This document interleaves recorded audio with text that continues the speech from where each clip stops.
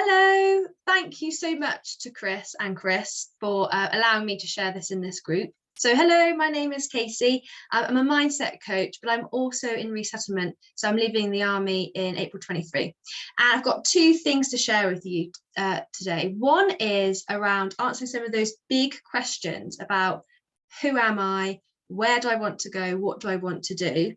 And I would also like to make an announcement about the Holistic Resettlement Company that has launched this week and is there to support you with exactly those sorts of questions.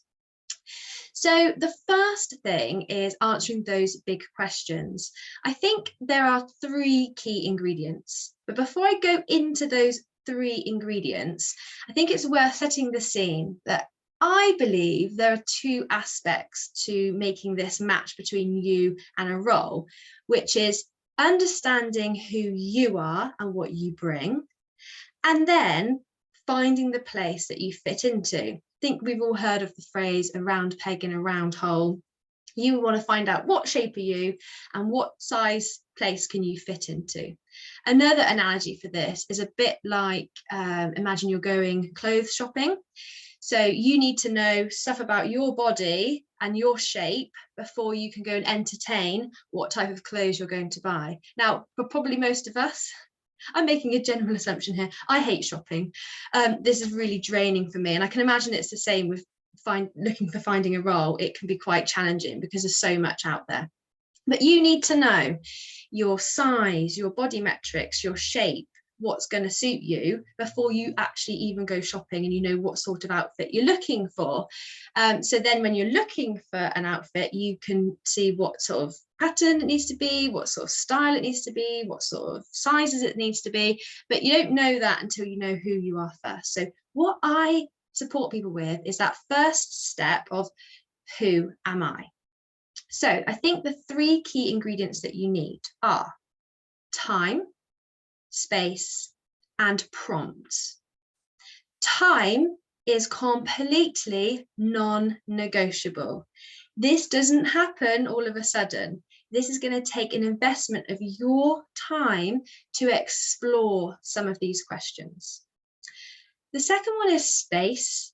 So you need to be able to create some space, take a deep breath, and start to look more widely.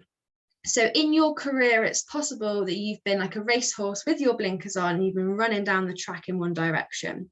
Now you start to need to lift the blinkers, open up your perspective and your peripheral vision, and start to create some space and allow things that you might not have even considered before to come in and enter your world. And it might seem counterintuitive that you need to open up because it can be quite overwhelming. Well, now I've got too much choice. But once you've opened yourselves up and then you start to see all the different options that are there, you can really become comfortable with what is right for you and start to understand yourself. Then you can afford to narrow back down again. And the final one is prompts. So this is where I help people a lot with change and working out who they are. Prompts, some easy ones. First of all, you can ask your friends.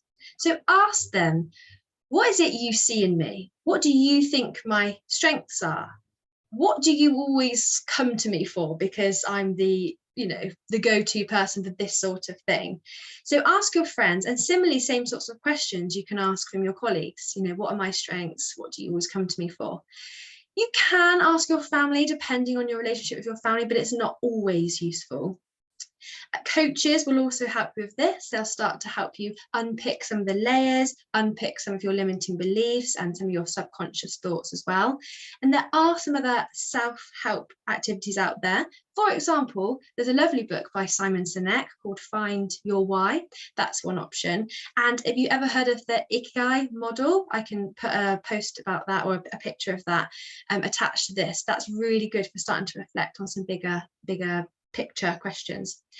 One I'm just going to go through now, very simple, is if you write down a role that you can think of that comes up just out of your mind for one of the four categories. So if you had to write down, and be limitless, write down what your dream job is, write it down. Write down what your pivot role would be if you're going to completely pivot. Write down what your ambitious option is, and write down what your obvious option is. And this might just start to get you thinking outside of the box, outside of the blinkers. So I'm really grateful that the Gender Network has supported us with our venture. So Ellie and myself are both in resettlement, and we felt that we would love some community and support around the holistic side of resettlement. So identity and confidence, and what to do when you've come back from maternity leave and you're thinking differently. All those kind of big questions that come up when you're going through a career change. So we have launched the Holistic Resettlement Company, and we opened up the doors to the group on Monday, and tonight we have got our first welcome event online. So if you are a female service leaver looking to leave or in the resettlement space, you'd be very welcome to come to our community. Anyway, I hope that helps. I'm free to kind of, follow on some questions and bits and pieces, but the main thing is you need to give yourself some time to answer these big questions. So good luck. Nice to meet you. Take care.